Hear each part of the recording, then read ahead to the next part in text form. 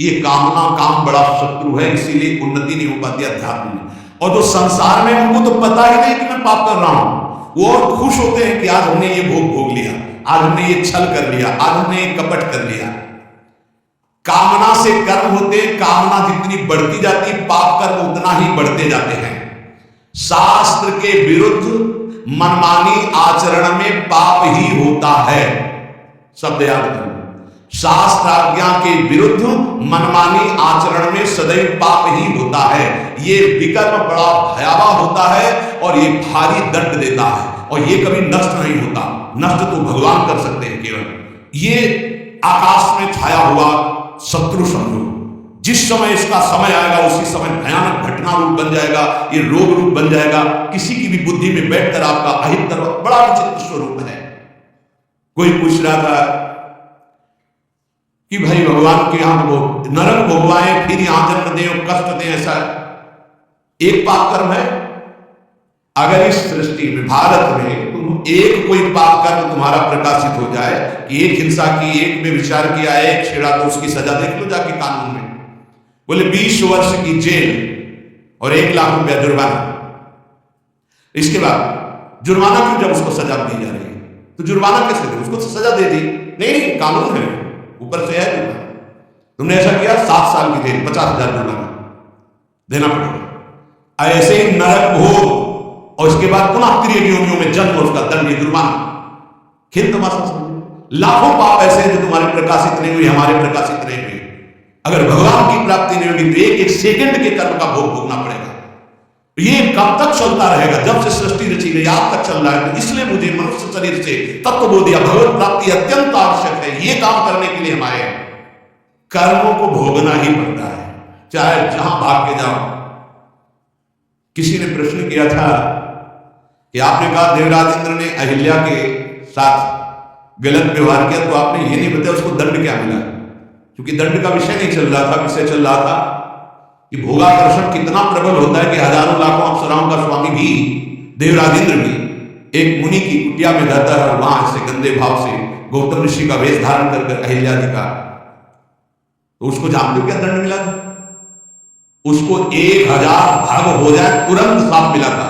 तुझे भग से, भग मानी योनि, तुझे योनि से बहुत प्यार है, तू देवराज इंद्र है, तो जो चाहे कर सकता है, तो देख मैं अभी तुझे दंड देता हूं। गौतम ऋषि ने कहा शास्त्र भगधारी हो जा। पूरे शरीर में हजारों योनियां हो गई और हर योनि से महान दुर्गंध। अब बैठ त्रिभुवन पति बनकर चरणों में लौट गए। 1000 योनि पूरे शरीर में योनि योनि और दुर्गंध युक्त घृणास्पद घोर नर्क समझो, घोर नर्क। चरणों में गिर गए, महाराज त्रुटि हो गई, आप भगवत स्वरूप ऋषि, आप बड़े दयालु, बहुत विनय के। तब का भोग तब तक जब तक भगवान रामावतार में नहीं आते। जब श्री राम अवतार लेंगे तो उनके दर्शन के लिए ब्रह्मांड सब देवता उपस्थित होंगे, तू भी उपस्थित होगा। तब यही भग 1000 नेत्र रूप में परिणित हो जाएंगे। ये दंड मिला था। तो जानते हो सिंहासन में बैठने से शर्म आती थी और महल में रहते थे अमरावतीपुरी में, निकलना मुश्किल था क्योंकि 1000 भग खुला उनके शरीर में बने हुए थे। कर्मणों गहनों गति, गहन है कर्म की गति, भोगना पड़ेगा। एकमात्र श्री भगवान क्षमा कर सकते हैं, दूसरा कोई नहीं। आम त्वाम सर्वपापेभ्यो मोक्षयिष्यामि मा शुचा। कामना जब उपासक के अंदर होती है तो ना चाहते हुए भी उससे पाप कर्म हो जाता है। विकर्म से बचना है तो काम, कामना, वासना मन के अति कर दूर। राधा राधा राधा पर है बहुत कठिन, बहुत कठिन है। कामना के त्याग के बिना ये निषिद्ध कर्म, पाप कर्म, विकर्म, इससे बचा नहीं जा सकता। गहनों कर्मणों गति, कर्म की बड़ी गहन गति है। कौन सा कर्म बांधने वाला है, कौन सा कर्म मुक्त करने वाला है, इसका निर्णय करने में सब समर्थ नहीं है। जो भगवान में चित्त जुड़े हुए या स्वरूप बोध है, वही उन्हीं के द्वारा निर्णय माना जा सकता है। ये बड़े बड़े विद्वानों में भी गलती हो जाएगी निर्णय करने में। निर्णय में 2 ही समर्थ हैं, या तो भगवत प्रेमी महात्मा या ब्रह्मबोध संपन्न ब्रह्म ऋषि। कर्म क्या है समझ गए? कोई भी कर्म करने के पहले जो फल आकांक्षा से प्रेरित होकर शास्त्र सम्मत किया जाता है उसे कर्म कहते हैं। अकर्म क्या है? जो तत्वबोध प्राप्त महापुरुष हैं, निर्लिप्त हैं, ममता रहित है, आसक्त रहित है, उनके द्वारा हुआ कर्म अकर्म हो जाता है। वो फल नहीं देगा, वो बांधने वाला नहीं। विकर्म क्या है? जो कामना बढ़ी हुई मनमानी पापाचरण है उसे विकर्म कहते हैं, और ये बहुत भयावह है, दुर्गति का कारण है। इसी से नाना प्रकार के दुख भोगने पड़ते हैं। श्री भगवान कह रहे जो कामना से कर्म होते हैं वो कामना अधिक बढ़ जाने पर केवल पाप होने लगते हैं। जैसे धन की कामना से कर्म शुरू होते हैं, फिर धन की जब ज्यादा इच्छा हो जाती है तो बेईमानी, चोरी, हिंसा, छल कपट, इसके करने में कोई भय नहीं रह जाता। अकर्म हमारे कर्म हो जाए ये बहुत जरूरी है। अकर्म, तो उसके दो ही उपाय है, या तो निर्लिप्त, फलासक्ति रहित, ममता रहित, ये तो स्वरूप बोध महापुरुष में होता है। तो एक सरल उपाय है, अपने शास्त्र सम्मत कर्तव्य कर्मों को फलेच्छा का त्याग करके श्री भगवान को समर्पित कर दो। राधा राधा जपो, नहीं बहुत यहां जो भी करोगे उसका दंड मिलेगा। महाप्रभु हरिवंश चंद्र जो कहते हैं, जैसी हरिवंश नरक गति दुर्भर यम द्वारे कटियत नक छीके, छींक दिया उसका भी है, कहां छीका, किस जगह अंगुली उठाई, किस लिए? एक एक चेष्टा का तुम्हारे कहने से थोड़ी होगा। अरे कहीं कुछ नहीं, ये बावरे लोग हैं, इनको क्या पता है। जब दंड मिलते हैं तब इनको समझ में नहीं आता कहां से मिल रहा है दंड। अजर अमर हो, अविनाशी हो, शरीर को लेकर के देहाभिमान से बात कर रहे, कोई भगवान नहीं, कोई नहीं। तुम्हारे आंख मूंदने से हो जाएगा क्या? इस अपराध का दंड है। ऐसे ही यहां लोग पापाचरण कर रहे हो, कोई भगवान नहीं। इसका जब हिसाब आएगा तब तुम्हें पता चलेगा। करुणा निधान स्वामी ने ये जन्म तुम्हें अपनी तरफ से करुणा करके दिया है कि तुम मुक्त हो जाओ। उपासक को चाहिए कि कामना का नाश करके, विकर्म का नाश करके अकर्म हो जाए, तभी वो जीवन मुक्त होता है। कर्मण्य कर्मयः पश्येद कर्मणि च कर्मयः सा बुद्धिमान मनुष्येषु स युक्तः कृष्ण कर्मकृत। बड़ी बात कह रहे हैं श्री भगवान। कर्मण्य कर्मयः पश्येद कर्मणि च कर्मयः, जो मनुष्य कर्म में अकर्म देखता है स्थिति, और जो अकर्म में कर्म देखता है, वो मनुष्यों में सर्वश्रेष्ठ बुद्धिमान है, वो योगी है, वो ज्ञानी है, वो संपूर्ण कर्मों को करने वाला होते हुए भी कृतकृत्य जीवन मुक्त है। ये स्थिति है। कर्मण्य अकर्मयः पश्येत्, कर्म करते हुए भी अकर्म स्थिति, कर्म करते हुए भी निर्लिप्त रहना। निर्लिप्तता एक बहुत बड़ी सिद्धि है। यहां जो भी कर्म होता है लिप्त होकर होता है। मानो आधी आपकी परिक्रमा हुई, चलो अब बैठ करके पद गाते हो गए, नहीं थोड़ा ही तो रह गया, पूरी हो जानी चाहिए। क्यों, कौन सा फल चाहिए, कौन सा फल चाहिए? नहीं, पूरी होने पर ही सिद्धि होती, फल प्राप्त होती। फल आगे रख लिया ना, लिप्त हो गए, लिप्त। ये इसी तरह सब सुख से सुख, बड़े से बड़े कर्म। निर्लिप्तता का मतलब है पूर्ण होना, ना होना, लाभ होना या हानि हो जाना, जय या पराजय, सुख या दुख, सुख दुखे समय कृत्वा लाभाला हो जया जय, ये निर्लिप्त स्थिति है। पूर्णता पूर्णता से मतलब कोई संकल्प नहीं, स्वाभाविक सहज नहीं। आगे इस श्लोक में इसका भी भगवान वर्णन करते हैं। पूरा हुआ कर्म या नहीं पूरा हुआ, फल अनुकूल आया या प्रतिकूल आया, आया या नहीं आया, इससे किसी से मतलब नहीं। निर्लिप्त शास्त्र सम्मत केवल कर्म बिना किसी संकल्प इच्छा के हो रहा है। यंत्रवत अमुक कर्म मैं करता हूं, इस कर्म का फल ये होता है, ऐसा लक्ष्य रख करके जो भी कर्म किया जाता है वो उसे बांधता है। ध्यान दीजिए, यहां भगवान बहुत सावधानी की बात कर रहे हैं। अमुक कर्म मैं करता हूं, इस कर्म का ये फल है, ऐसी भावना रखकर जो भी कर्म किया जाता है बड़े से बड़ा, वो उसे बांधता है, ना कि मुक्त करता है। प्रत्येक कर्म का आरंभ और अंत होता है, शुरू और विश्राम होता है, इसलिए उसका फल आरंभ और अंत वाला होता है। परंतु हमारी जो दुख निवृत्ति होगी वो नित्य पद में होगी, जो निरंतर है, आनंदमय है, सच्चिदानंदमय है, वो अंत आदि वाला नहीं है। क्रियाएं सब आदि अंत वाली हैं, परिवर्तनशील है, उनके फल परिवर्तनशील है। पर जीव फल की इच्छा रख करके ही हर कार्य करता है। अंदर की बात है, बिना फल की इच्छा किए तुम कोई कार्य नहीं करोगे। आज ऐसा करते हैं, पहले फल आएगा उसका, इसका फल क्या होगा, ये चलो ऐसा करते हैं। इसलिए भगवान कहते हैं कर्मण्य कर्म यह पश्ये, जो कर्म करते हुए अकर्म कर दे उसको फल देने लायक न रखे, तभी जीवन मुक्त होगा। क्या कर्म होगा? निर्णय, अनाशक, फल की इच्छा नहीं। हो रहा हो गया तो जय जय, नहीं हुआ तो जय जय, में कोई फल थोड़ी चाहिए। स्वाभाविक कितनी अखंड प्रसन्नता, परम विश्राम। लेकिन ये बात जब तक स्व का बोध नहीं है तब तक नहीं होगा। बहुत परेशान हो जाएगा, चिंतित हो जाएगा। फल की इच्छा ना रखने से नया राग उत्पन्न नहीं होता, नया राग उत्पन्न ना होने से वो बंधन मुक्त हो जाता है।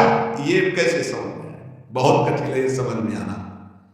साधक सर्वथा वीतराग तभी होगा जब उसका नया राग उत्पन्न ना हो। वीतराग महापुरुष के सारे कर्म अकर्म हो जाते हैं। जीव का जन्म, जीव का मरण, जीव को भोग प्राप्ति कर्मों के अनुबंध से होता है, इसी कर्मों के बंधन से। जैसे किसी परिवार में बालक हुआ तो उसमें केवल बालक का ही कर्म नहीं है, पूरे परिवार के साथ में जुड़ा हुआ कर्म है। कोई उसकी मां बना, कोई पिता बना, कोई भाई बना, कोई मित्र बना, कोई पड़ोसी शत्रु पक्ष का भी है जिसकी जलन हुई कि लड़का हुआ है। ऋणानुबंध, उनमें सैकड़ों हजारों लाखों के कर्म बंधन उस बालक से जुड़े हुए हैं। किसी का वो ऋण चुकाने आया है और किसी से ऋण वसूल करने आया है, किसी का सुख भोगा तो सुख देने आया है और किसी का बदला लेने आया है। सैकड़ों अनुबंध है उसके, एक बार जन्म में सैकड़ों कर्मों के अनुबंध है। अनेक जन्मों में अनेक लोगों से किया हुआ कर्म उसको भोगना होता है। ये लेन देन का, दुख सुख का, जन्म मरण का व्यापार बहुत समय से चलता आ रहा है, उसको बंद करने का अवसर आ गया है।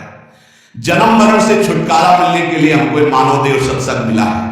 इसको बंद करने का उपाय है आगे के लिए कर्जा लेना नहीं, और जिनको कर्जा दे दिए हैं उनका माफ करते हैं या वापस ले ले, दुकान बंद करे चले, लेना ना देना, मगन रहना, दोनों बात करनी पड़ेगी। या तो माफ करो, प्रभु से प्रार्थना करो कि जिनको हम दिए हैं हमें कभी नहीं लेना, हमें नहीं लेना, क्योंकि लेने आना पड़ेगा।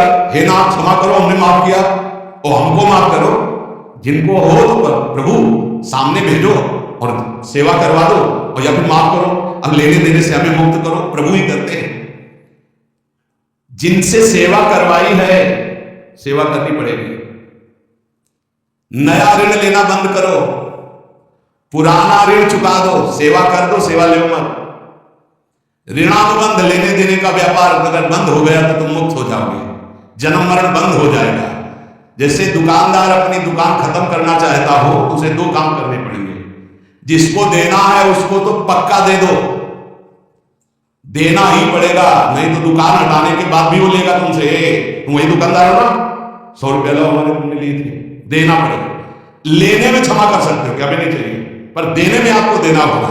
जिससे लेना है उसे तो तुम क्षमा कर सकते हो, जाओ हमने माफ किया, लेकिन जिसको देना है वो देना है, नहीं वो तो कहीं भी दुकान खत्म करने के बाद भी मिलोगे तो तुमसे ले लेगा।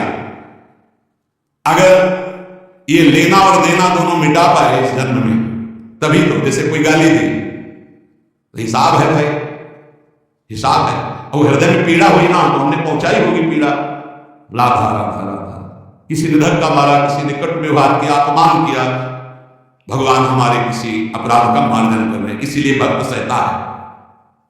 अपने लिए अब किसी से कोई ऋण ना ले, सेवा किसी भी तरह का कुछ भी ऋण, ये ध्यान रखो, यहां से जाना है, हमें यहां से जाना है। शरीर से प्रेम ना अपने करो ना किसी और के करो, ये छूटने वाला है, जाने वाला है। कब जाएगा इसका पता नहीं, शाम के जाएगा कि कल सुबह जाएगा कि दोपहर जाएगा, 10 वर्ष में जाएगा कि 5 वर्ष, जाना है। जब हमें जाना है इस देश से तो फैलावा का है, फैलाओ समेट के अटैची बिल्कुल तैयार, मरने से सब जग डरा मेरे मन आनंद, कब मरी हो कब भेटी हो पूर्ण परमानंद। समझ आ रहा? मरने वाली अब सकुन वाली बात घर में अगर चला दे तो फिर बहुत देर, हाँ ये आखिरी मृत्यु होनी चाहिए, पर घर परिवार में बातें अब सकुन मानी जाती है, मरने की बात नहीं। क्यों? क्योंकि फिर पापाचरण में रति नहीं होगी अगर मरना दिमाग में रहेगा। नारायण स्वामी ने कहा, जो बात दिमाग में रख लो, एक नारायण को दूसरी मृत्यु को, क्योंकि जाना है यहां से तो गंदी कमाई काहे को करो, अच्छी कमाई भगवान नाम दूसरों को सुख प्रदान करना। संसार से जो तुमने ऋण लिया है, अब हम किस किस को जाने किस किस जन्म से क्या लिया है, तो सरकार कह रहे हैं अहम तो आम सर्व पापेभ्यो मोक्षयिष्यामि मा शुचः। श्री कृष्ण की शरण में हो जाओ, वो लेना देना दोनों का हिसाब कर देंगे। मालिक, नौकर का ऋण मालिक चुकाता है, सेवक का बंधन मालिक मुक्त करता है। कोई भी गड़बड़ी हो जाए तो आगे मालिक को आना पड़ेगा। अगर सही ईमानदार मालिक है तो छाती आगे लगे, नहीं मुझे मान लो, इसको छोड़ दो, जो भी कहो वो मैं दंड स्वीकार कर, इसको छोड़ दो।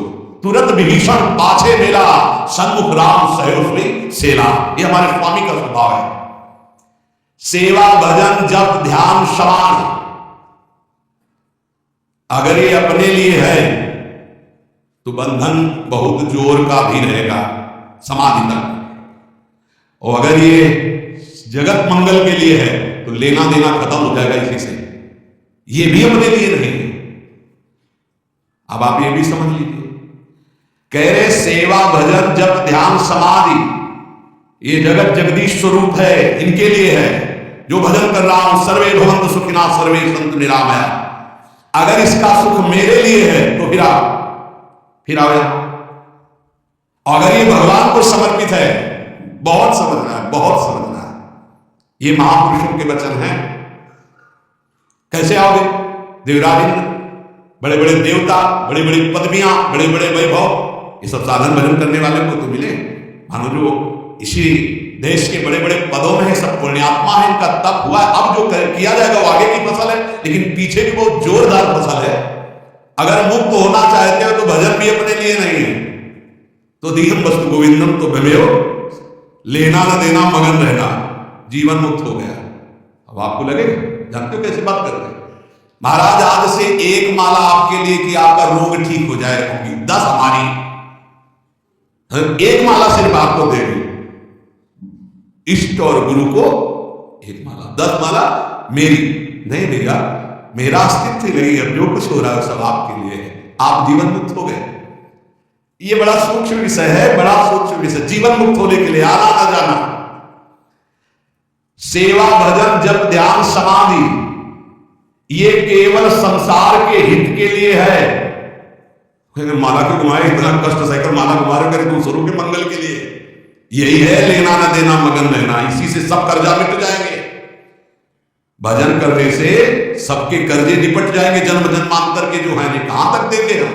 कोई पीट रहा है, किसी को पीट रहे, सब हिसाब किताब हो रहे, कभी गर्भे में नष्ट हो गए, कभी जवानी में, कभी ये, कितना प्रपंच है। जब तक किसी के भी साथ संबंध रहेगा तो इस प्रकृति में आना पड़ेगा।